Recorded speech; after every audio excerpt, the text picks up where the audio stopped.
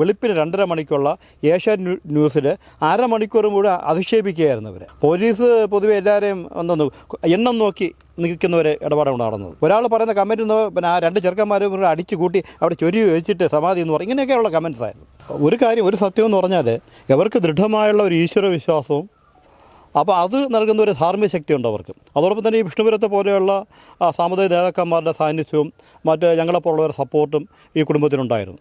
നേരെ മറിച്ച് ഇത്രത്തോളം ദൃഢമായ ഈശ്വര വിശ്വാസത്തിലുള്ള കുടുംബമാണ് ചിലപ്പോൾ ഒരു കൂട്ട ആത്മഹത്യ നടക്കുമായിരുന്നു. അതിനുള്ള സാഹചര്യം അത്രയും കണ്ടു കാണുക. അത്രയും ഈ കുടുംബത്തെ ഇനി അപ്പുറം മ്ലേച്ഛമായി ചിത്രീകരിക്കാനില്ല. ഈ കുടുംബം സർവ്വ എനിക്ക് യാതൊരു ബന്ധവുമില്ല. പർട്ടിക്കുലർ ഞായറാഴ്ച ഞാൻ അവിടെ വരുമ്പോൾ വെളുപ്പിന് 2:30 മണിക്കുള്ള ഏഷ്യാനെറ്റ് ന്യൂസിൽ അരമണിക്കൂറും കൂടെ അധിക്ഷേപിക്കുകയായിരുന്നു അവർ. ഒരാൾ പറയുന്ന കമൻറ്റ് പിന്നെ ആ 2 ചെറുക്കന്മാരും അടിച്ചു കൂട്ടി അവിടെ ചൊരി വെച്ചിട്ട് സമാധി എന്ന് പറയും. ഇങ്ങനെയൊക്കെയുള്ള കമൻറ്റ്സ് ആയിരുന്നു. ഇത് കേട്ടപ്പോഴാണ് എനിക്ക് ഇവിടെ വരണമെന്ന് തോന്നിയത്.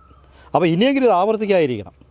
വേണ്ട വിധത്തിലുള്ള ജാഗ്രത അഡ്മിനിസ്ട്രേഷനും അതുകൊണ്ട് പോലീസും എടുക്കണം. പോലീസ് പൊതുവെ എല്ലാവരെയും എണ്ണം നോക്കി നിൽക്കുന്നവരെ ഇടപാടാണ് നടന്നത്.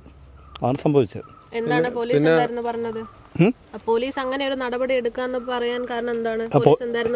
പോലീസ് എങ്കിൽ ഈ കുടുംബത്തിനെതിരെ ഇവരെ വേണ്ട വിധത്തിൽ ഇവരെ ചോദ്യം മനസ്സിലാക്കിയെങ്കിലും അല്ലെങ്കിൽ ഈ മാസ് പെറ്റീഷൻ നൽകിയവരുടെ പ്രേരിപ്പിച്ചവരുണ്ട്. കുറേ പേര് അറിയാതെ ഒപ്പിട്ട് പ്രേരിപ്പിച്ചവരുടെ പിന്നിലുള്ള ഇൻറ്റൻഷൻ കാരണം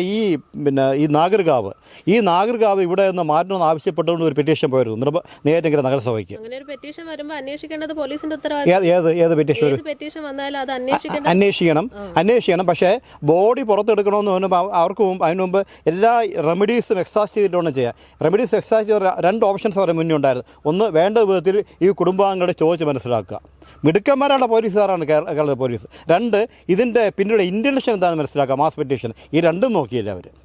നേരെ വികാരപരമായിട്ട് ആ RDOന് ആ ദിവസം വന്നപ്പോൾ വീട്ടിലേക്ക് പോകുന്നില്ല, അവരുടെ സംസാരിക്കുന്നില്ല. അവിടെ എനിക്ക് ചോദ്യം ചെയ്യേണ്ടി വന്നത്, നിങ്ങൾ തീരുമാനം അറിയിച്ചോ? നിങ്ങൾ കുടുംബത്തോട് കാര്യം പറഞ്ഞോ? നിങ്ങൾ എന്തിനു വേണ്ടി ഇവിടെ വന്ന് പറഞ്ഞോ? ഒന്നുമില്ല. കാരണം ഈ ഏത് നിയമവും ഏത് രാജ്യത്തിലും ഈ നാച്ചുറൽ ജസ്റ്റിസ്, സ്വാഭാവിക നീതി എന്നൊക്കെ ഒന്നുണ്ട്. അപ്പോൾ ഒരു തീരുമാനം എടുക്കുന്നതിന് മുമ്പ്, ഒരു അതോറിറ്റി തീരുമാനം എടുക്കുന്നതിന് മുമ്പ് 2 ഭാഗവും കേട്ടുകൊണ്ട് തീരുമാനിക്കുക. ഇവിടെ അതൊന്നും ഉണ്ടായില്ല. അങ്ങ് ഒരു തീരുമാനം ബോഡി എടുക്കാൻ തീരുമാനിക്കുന്നു, അവരുടെ ബന്ധപ്പെടുന്ന ആരെയും ബന്ധപ്പെടുന്നില്ല. ഇതൊക്കെയാണ് സംഭവിച്ചത്. ഇപ്പോൾ പുറത്ത് വന്ന റിപ്പോർട്ട് തൃപ്തികരമാണെന്നാണോ പറയുന്നത്? റിപ്പോർട്ട് സത്യസന്ധമാണെന്ന് തോന്നുന്നു. മാനിപ്പുലേറ്റ് ചെയ്തെടുത്ത കാര്യം സത്യസന്ധ ഇത് തന്നെയാണ് നമ്മൾ പ്രതീക്ഷിച്ചത്. ആദ്യം നമുക്ക് ഉറപ്പുണ്ടായിരുന്നല്ലോ ഈ കാര്യം.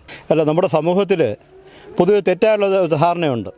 അതായത് ആത്മീയ പുരുഷന്മാർ, പ്രത്യേകിച്ചും സന്യാസി വൃത്തിയിൽ ഏർപ്പെട്ടിരിക്കുന്നവർക്ക് അസുഖങ്ങളൊന്നും വരാൻ പാടില്ല എന്നൊരു മിഥ്യാധാരണയുണ്ട്. ശരീരമെടുത്ത എല്ലാവരെ സംബന്ധിച്ചും അസുഖങ്ങൾ വരും. പക്ഷേ സന്യാസിമാരെ സംബന്ധിച്ച് അസുഖങ്ങൾ വരാനുള്ള സാധ്യത കുറവാണ്. കാര്യം അവർ കഴിക്കുന്ന ആഹാരങ്ങളാവത്തിലുള്ളതാണ്. അവർ പ്രകൃതിയോട് ഇണങ്ങിയാണ് ജീവിക്കുന്നത്. അതുകൊണ്ട് അസുഖം വരാനുള്ള സാധ്യത കുറയും. പക്ഷേ അസുഖം ആർക്കും വരാം. ഉദാഹരണമായിട്ട് സ്വാമി വിവേകാനന്ദൻ്റെ ഗുരുവായുള്ള രാമകൃഷ്ണ പരമഹംസർ ലോകം എങ്ങും ആരാധിക്കപ്പെടുന്ന ഒരു സന്യാസിവരനാണ്. അദ്ദേഹത്തിന് ക്യാൻസർ രോഗമായിരുന്നു. ആ ക്യാൻസർ രോഗമായിട്ട് തന്നെ അദ്ദേഹം ജീവിച്ചു. അതോട് തന്നെ ആരാധന നടത്തി. അദ്ദേഹം ആ ക്യാൻസർ രോഗം അത് നിലനിൽക്കെ തന്നെയാണ് സമാധിയായത്. അപ്പോൾ എല്ലാവർക്കും ആർക്കും രോഗം വരാം. അപ്പോൾ ആ തെറ്റിദ്ധാരണ ജനങ്ങൾ മാറ്റേണ്ടതുണ്ട്.